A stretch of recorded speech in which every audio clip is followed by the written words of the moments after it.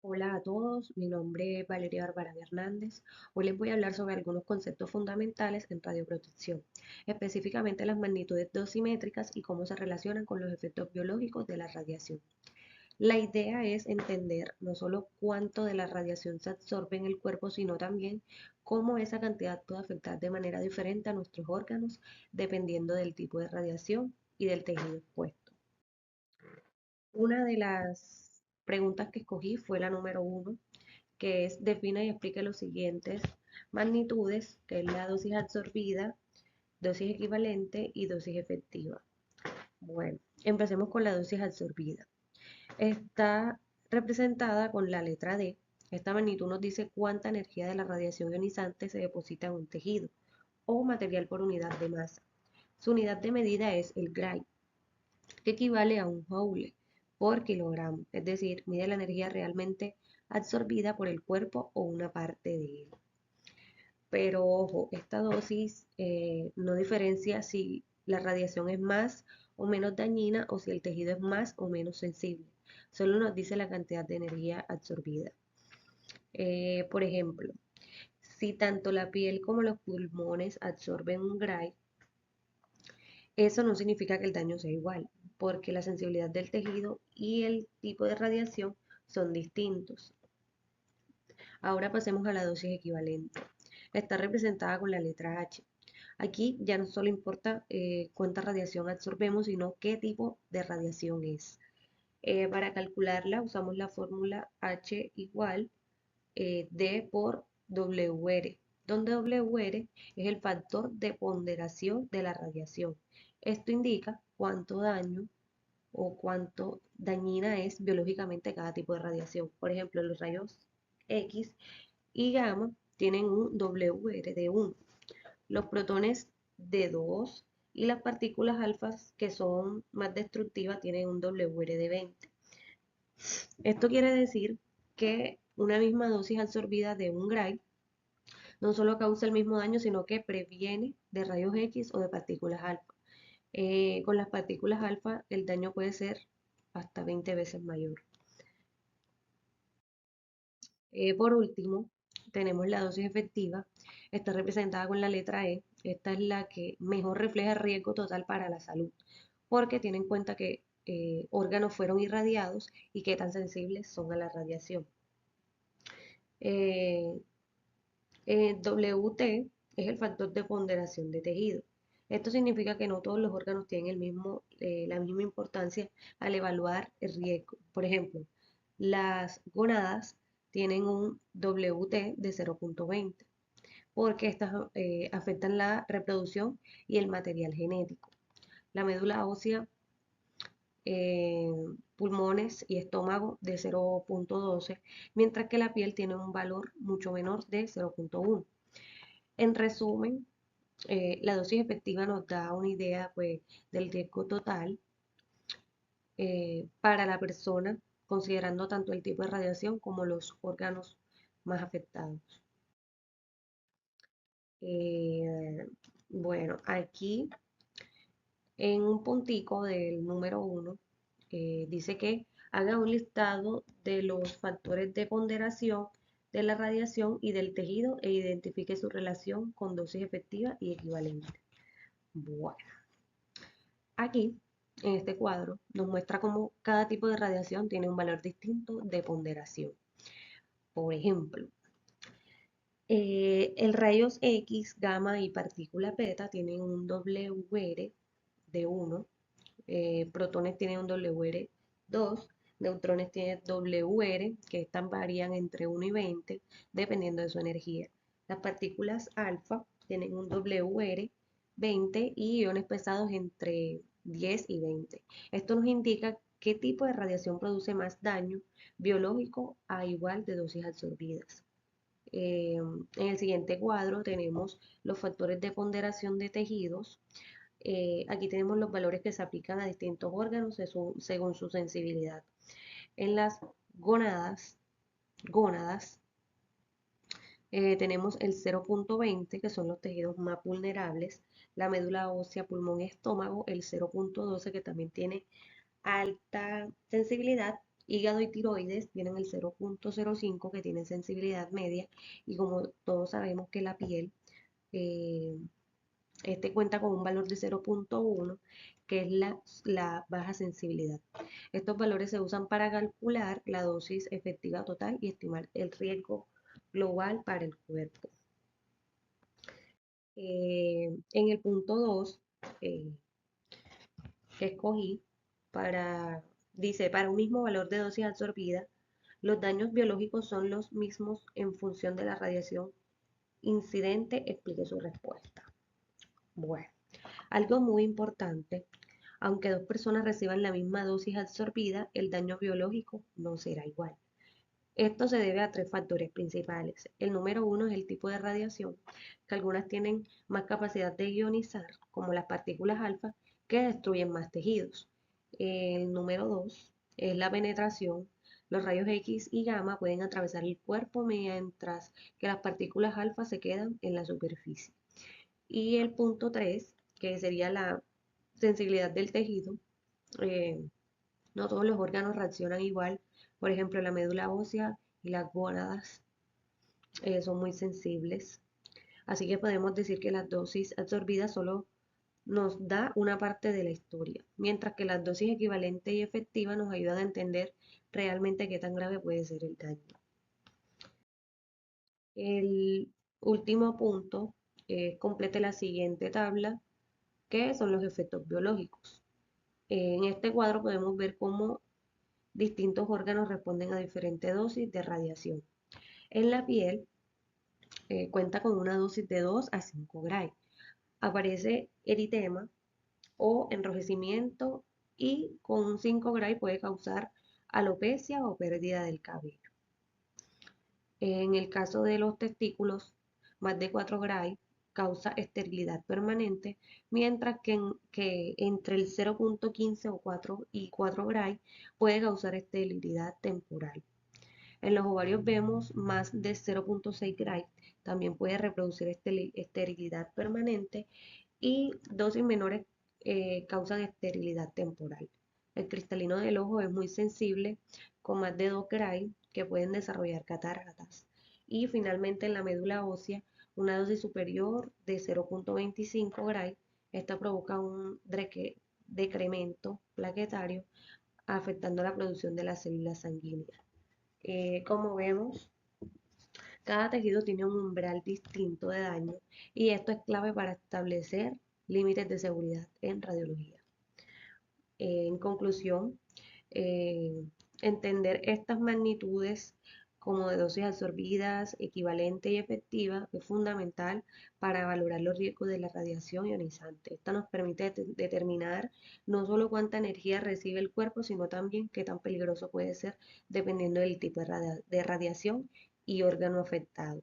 Este conocimiento es esencial en radiología y protección radiológica para garantizar la seguridad tanto de los pacientes como del personal. Muchas gracias. Hola, mi nombre es Nicole Martínez y hoy voy a explicar los principales efectos de la radiación ionizante sobre los seres vivos y sus características biológicas. La radiación ionizante es aquella que tiene suficiente energía para alterar los átomos y las moléculas del cuerpo, lo que puede causar daños a nivel celular y en el ADN. Este incluye los rayos cósmicos, los rayos X y la radiación proveniente de materiales radiactivos. Aunque vivimos rodeados de radiación natural, las exposiciones elevadas o mal controladas pueden generar un efecto importante en el organismo. Podemos clasificar los efectos de la radiación de varias maneras. Según el tiempo de aparición, tenemos los efectos precoces que aparecen minutos u horas después, como el enrojecimiento de la piel o las náuseas, y los efectos tardíos, que surgen meses o años después, como el cáncer radioinducido o las mutaciones genéticas. Después, el punto de vista. Desde el punto de vista biológico existen los efectos somáticos que afectan solo al individuo expuesto y los efectos hereditarios que pueden transmitirse a la descendencia. Según la dosis recibida, se dividen en efectos determinísticos que necesitan una dosis mínima para manifestarse y los efectos estocásticos de forma aleatoria, incluso con dosis baja como en el cáncer. Ahora bien, cuando hablamos de los efectos biológicos, debemos entender que el daño ocurre por etapas. Primero la etapa física, donde la radiación interactúa directamente con los átomos de las células. Luego viene la etapa química, en la que se generan radicales libres que alteran las moléculas. Y finalmente, la etapa biológica, donde las células intentan reparar el daño, si no que lo logran, pueden producirse la muerte celular o mutaciones. Entre los daños más importantes que la radiación puede causar al ADN encontramos roturas simples y dobles de cadena, alteraciones en las bases nitrogenadas, entrecruzamientos entre el ADN y las proteínas, daños múltiples localizados que son difíciles de reparar, y estos daños son los que explican por qué la radiación puede ser útil o peligrosa, dependiendo de cómo se maneje. En medicina, por ejemplo, se utiliza para diagnósticos y tratamientos, pero siempre bajo estrictas medidas de protección radiológica. En conclusión de todo esto, se puede decir que la radiación ionizante puede ser tanto una herramienta valiosa como un riesgo, y depende del conocimiento y la dosis, más las precauciones con las que se use. Entender sus efectos nos permite aprovecharla de una forma segura y responsable. Gracias. Radiobiología y radioprotección, conceptos generales. Describen los efectos de la radiación en el útero durante la gestación, preimplantación, organogénesis, etapa de crecimiento fetal. ¿Y qué es y cuándo se utiliza la dosimetría biológica? Los efectos de la radiación en el embrión o feto dependen principalmente de la etapa del desarrollo gestacional y de la dosis de radiación recibida.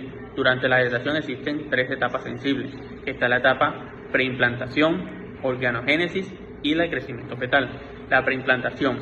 En este periodo, el embrión es una masa de células en división rápida.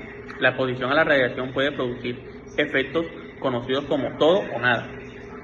Es decir, el embrión muere y se pierde el embarazo, o sobrevive sin daño, ya que las células aún son totipotenciales y pueden reemplazar las dañadas. La etapa organogénesis, que es de 2 a 8 semanas, es la fase más crítica, ya que están formando los principales órganos y sistemas del cuerpo, y la exposición a la radiación en esta etapa puede provocar malformaciones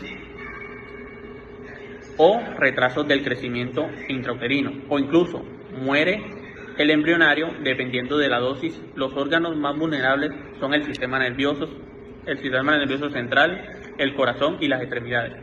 La etapa de crecimiento fetal es de 8 semanas hasta el nacimiento. Este periodo, el riesgo de malformaciones disminuye, pero aumenta la probabilidad de efectos funcionales como retrasos mentales, disminución del coeficiente intelectual, retrasos en el crecimiento y mayor riesgo de cáncer en la infancia y la exposición que supera ciertos niveles. ¿Qué es y cuándo se utiliza la dosimetría? Pues la dosimetría es un método utilizado para estimar la dosis de radiación absorbida por un individuo mediante la observación de efectos biológicos producidos en sus células o tejidos, especialmente cuando se dispone de mediciones físicas precisamente de las exposiciones. Se basa en análisis de biomarcadores como las aberraciones cromosomáticas y los linfocitos de sangre, en pruebas moleculares más avanzadas que permiten identificar el daño en el ADN. Se utilizan principalmente a los siguientes casos: en situaciones de emergencia radiológica o accidentes, cuando una persona puede o ha estado expuesta a radiaciones ionizantes y no se conoce la dosis. La segunda, para evaluar la exposición ocupacional en los trabajadores de áreas con riesgo radiológico. Y la tercera, en estudios epidemiológicos y de efectos tardíos de la radiación en poblaciones expuestas. Muy buenas tardes, mi nombre es Omar Serpo Portela, soy estudiante de la Universidad UNAD abierta y a distancia. Bueno, en primer lugar nos encontramos dentro del curso Radiología y Radioprotección. A continuación les estaré hablando acerca de la pregunta número 5 y la pregunta número 6. La pregunta 5, ¿cuáles son los tipos de lesiones en el ADN? Explique cada una de ellas. Bueno, en primer lugar encontramos las roturas de la cadena simple. ¿Qué es la rotura de cadena simple? Bueno, ocurre cuando la radiación rompe uno de los filamentos de la doble hélice del ADN. Son lesiones frecuentes y por lo general son reparables mediante mecanismos enzimáticos celulares. En las roturas de cadena doble, bueno, las roturas de cadena doble podríamos decir que se producen cuando ambos filamentos en el ADN se rompen simultáneamente o en sitios próximos. Este tipo de lesión es altamente peligrosa, ya que puede originar mutaciones, aberraciones cromosómicas o muerte celular. daños en las bases nitrogenadas. Podríamos decir que la radiación puede alterar químicamente las bases del ADN, como por ejemplo adenina, timina, citosina y guanina, generando modificaciones como oxidaciones, desaminaciones, hidrólisis, entre otros. Estos cambios provocan también errores en la replicación y en la transcripción de material genético.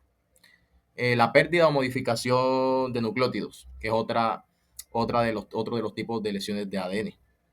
Se podría decir que el impacto energético puede causar la pérdida de uno o más nucleótidos o provocar la inserción errónea de otros, alterando también la secuencia genética.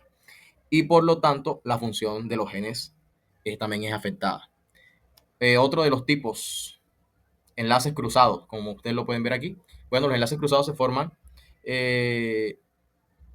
anómalos entre las cadenas del ADN o entre el ADN y proteínas asociadas a lo que impide la correcta separación de las hebras durante la replicación o reparación.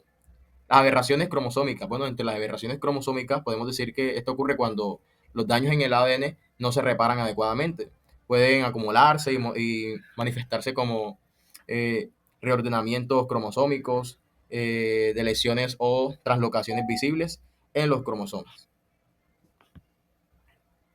Por otra parte, encontramos también aquí la justificación, la segunda pregunta. La segunda pregunta dice, justifique la siguiente afirmación: la transferencia lineal de energía, eficacia biológica relativa con factores físicos que afectan la radiosensibilidad. Bueno, se podría decir que la transferencia lineal de energía LED y la eficacia biológica relativa con los factores que influyen en qué tan sensible es una célula a la radiación. El LED indica cuánta energía deja la radiación al pasar por el cuerpo. Cuando esta energía es alta, causa más daños en el ADN sobre las roturas graves. La RBE compara qué tan fuerte o dañina es la radiación frente a otras. Cuando el LED aumenta, también lo hace el RB, lo que significa que el daño celular es mayor. En resumen, a mayor energía depositada y mayor eficacia biológica, más daño sufre la célula y más sensible se vuelve a la radiación. ¿Ok? Muchísimas gracias. ¿En qué consiste el síndrome de radiación aguda? Describe la secuencia de eventos ocurridos en función del tiempo y su manifestación clínica. El síndrome de radiación aguda es una enfermedad grave que ocurre cuando el cuerpo recibe una dosis alta de radiación ionizante en un corto periodo de tiempo. Su evolución clínica sigue una secuencia temporal característica de 4 fases. La fase prodrómica comienza minutos u horas después de la exposición y se manifiesta con náuseas, vómitos y fatiga. La rapidez de la aparición de los vómitos es un indicador clave de la severidad de la exposición. Le sigue una fase latente, en la que el paciente parece mejorar, pero el daño celular progresa de forma silenciosa. La duración de esta fase es inversamente proporcional a la dosis de la radiación recibida. Posteriormente se desarrolla la fase de enfermedad manifiesta, donde los síntomas específicos dependen de la dosis. Con dosis moderadas, entre 0,7 y 4 Gray, se presenta el síndrome hematopoyético, caracterizado por infecciones y hemorragias debido a la destrucción de la médula ósea. Con dosis más altas, entre 6 y 10 Gray, aparece el síndrome gastrointestinal, con diarrea masiva, dolor abdominal y sepsis por la destrucción del epitelio intestinal. Con dosis muy altas, entre 10 Gray, el síndrome neurovascular se manifiesta de forma casi inmediata con convulsiones, coma y muerte en 24 a 72 horas. Siguiente. Debido al incremento en la frecuencia de utilización de la radiología intervencionista, angioplastias en múltiples vasos, ablaciones, implantes de desfibriladores y resincronizadores que involucran periodos de exposición prolongadas, se ha generado un aumento considerable de efectos determinísticos provocados por las radiaciones. ¿Cómo se pueden reducir estos daños? la reducción de los daños determinísticos provocados por las altas dosis de radiación en procedimientos de radiología intervencionista complejos requiere un enfoque integral basado en un principio ALARA. Se sustenta en tres pilares principales: la tecnología, la técnica del operador y la protección directa al paciente, como la colocación de elementos de blindaje, chalecos, protectores tiroideos y gafas de plomo sobre las regiones corporales radiosensibles que no son objeto de estudio. La implementación de escudos disipadores como cortinas de plomo transparentes adosadas a la mesa resulta altamente efectiva para interceptar y absorber la radiación dispersa, construyendo una capa adicional de seguridad. La optimización de factores técnicos y tecnológicos implica utilizar la menor tasa de adquisición de imágenes y fotogramas por segundo más bajos que sean clínicamente aceptables. Aplicar una colimación estricta para limitar el haz de rayos X únicamente en el área de interés y evitar la manifestación innecesaria. Los sistemas de control automático de exposición, algoritmos de procesamiento de imagen con inteligencia artificial que permiten operar con dosis más bajas, y mapas de dosis en tiempo real que alertan al operador sobre la dosis acumulada en la piel del paciente, permitiendo cambiar el ángulo del tubo para la exposición y de evitar sobreirrigar una sola zona. Asegúrese de que el detector de imagen esté lo más cerca posible del paciente y utilice ángulos de protección, distribuyendo la dosis en diferentes áreas de la piel y reduzcan la exposición global.